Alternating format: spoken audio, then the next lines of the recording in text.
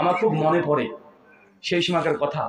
কারণ আপনি যতটা না এইখানে যতজন এসেছেন, আপনারা আজকে যতজন এসেছেন বাংলাদেশি আপনার আলোচনা শুনছেন, আপনি মনে করেন না যে আমি বিদেশি বলে যে বাংলাদেশকে আপনি আমার চেয়ে বেশি চিনেন। জি না, বাংলাদেশে কমপক্ষে আমার 500 থেকে 600 প্রোগ্রাম করা হয়ে গেছে অলরেডি। 2017 থেকে ঢাকার শরীরতলা আহলে হাদিস জামে মসজিদে প্রথম আলোচনা করছেন সেপ্টেম্বরের 11 তারিখে। তারপরে লাগাতার গোটা বাংলাদেশ, এমন কোনো জেলা নেই যেখানে আমাদের যাওয়া হয়নি। আমি যতটা জেলায় গিয়েছি আপনি তত জায়গায় যেতে পারেননি। বাংলাদেশকে আপনার চাইতে আমি বেশি চিনি। বাংলাদেশে আপনি যত মানুষের সঙ্গে কথা বলেছেন তার চাইতেও একজন হলেও আমি বেশি মানুষের সঙ্গে কথা বলেছি।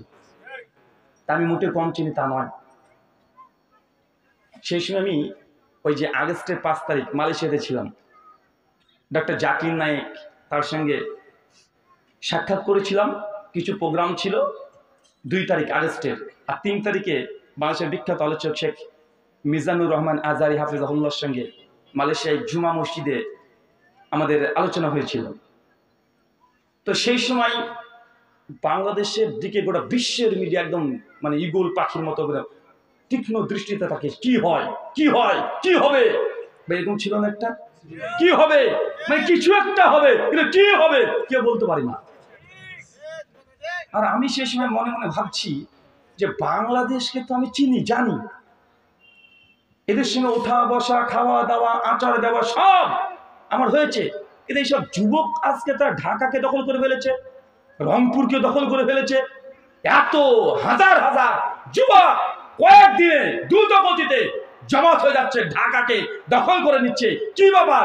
এদের পেছনে কারা ইন্ধন দিচ্ছে, কারা কাঠি দিচ্ছে, শক্তি কারা যোগান দিচ্ছে? কারণ এই যুবকদেরকে তো চিনি, এতে স্কুল কলেজ নিয়ে ব্যস্ত থাকে, এটা গার্লফ্রেন্ডের পেছনে সময় দেয়, এটা পাবজি খেলতে ব্যস্ত। এরা তো রাজনীতি বুঝে না, অর্থনীতি বুঝে না, কোনো কিছু বুঝে না, বুঝে পাবজি আর গার্লফ্রেন্ড। তো এরা রাস্তায় নামলো কি বাবা? কেন রাস্তায় নামলো? কারা এদের পেছনে আছে? কোন রাজনৈতিক দল?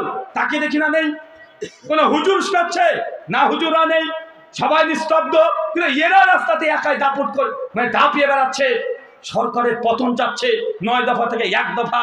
রাত সেই দিন ছিল যে 6 তারিখে আমরা সমবেত হব, হঠাৎ করে সিদ্ধান্ত পরিবর্তন। রাত্রে ওদের ভিডিও করে বলছে 6 তারিখ নয়, আগামীকাল 5 তারিখে আমরা দখল করব। হঠাৎ সিদ্ধান্ত, মনে করছে না ভাইজান?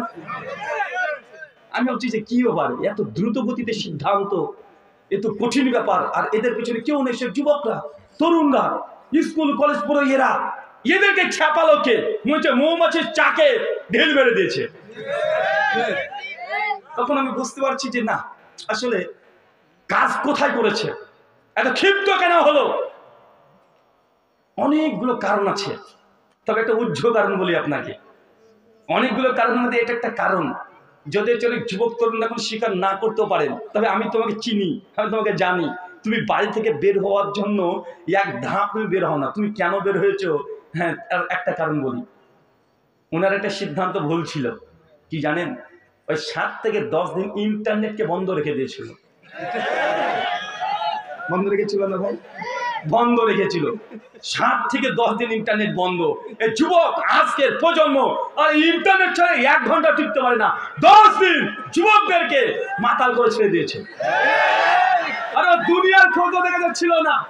আরে কে ক্ষমতায় থাকবে, কে থাকবে না, কে সুইস ব্যাংকে কত কোটি টাকা মানে চোরাই টাকা নিয়ে চলে যাবে, কে কালোবাজারি করবে, যুবকরা দরকার নেই। আরে আমার একটাই দরকার, নেট থাকবে, পাবজি খেলবো। তাদের গুয়ের উপরে দাঁড়িয়ে থাকলেও পাবজি নেশা ছুটে না। 10 দিন ধরে পাবজি খেলতে পারে না, মাথায় কাজ করবে? 10 দিন গার্লফ্রেন্ডের সঙ্গে কথা বলতে পারে নাই, ভিডিও করে দেখতে পারে নাই, ওর মাথা তার কাজ করেনি।